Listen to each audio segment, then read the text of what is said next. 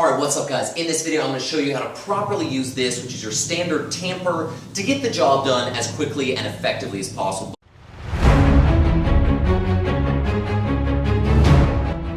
Alright guys, so tampers like this have a lot of applications. You can be tamping down sand, clay, etc., etc. But I'm out here on our practice baseball field, so what I'm going to do is I'm going to throw a little bit of filler into this section by home plate here where the guys dig in, where the batters dig in with their cleats, and we're going to smooth that out a little bit, and we're going to use the tamper to properly tamp it down. So what does this look like? Well, first of all, what you're going to do is you're going to find the area that needs filling in or that's smoothed out already, and you're going to put the correct amount of soil in there. So I'm just going to grab some of this soil here, and I'm going to put it in the area here that's been dug out a little bit by the cleats. So what I'm going to do then, I'm going to use my hand or some kind of tool.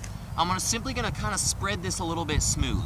So now what you have is you have a layer of soil or sand or whatever you have, clay, that is soft. It's all fluffed up, it's all aerated. What you need to do is to compact that down. Well, that's where your tamper comes in.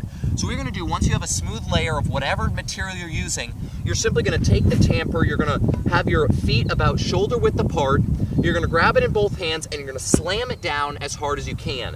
What this is going to do is this is going to compact the material down and keep it there as secure, much more securely than if you were to simply toss in there. For example, right now, I can dig my toe through this no problem at all. But once I tamp this down, add a little bit of moisture, tamp it down, this is going to compact with the tamper and make it much more secure. So how do you simply use this tool here? Well, it's basically as simple as that. Once you have a layer of material spread out that needs to be compacted, you're going to take the tool, you're going to use your shoulders and your upper back, and you're going to impact it.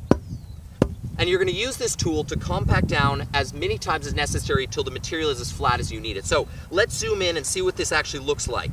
Alright guys, so like I showed you, this is the area here. So all I'm simply going to do is I'm going to impact the tool down 1, 2, 3, 4, 5, 6, as many times as I need until I feel that this is compacted enough that it's going to meet the needs required. So what are some improper ways of using this tool? Well, one improper way is hitting it on the corner. What this does is this actually digs chunks out. So if I hit it on the corner or on the side like this, you can see not only is it reverberating up through the tool, but it's actually digging a chunk out of the ground. So that's the most common mistake that happens with this tool, is it's hit on the side of the tool. 1, 2, 3. These are all improper ways. You need to make sure that the tool, the flat head of the tool, is hitting the ground as quickly and flatly as possible, so it's a nice even layer.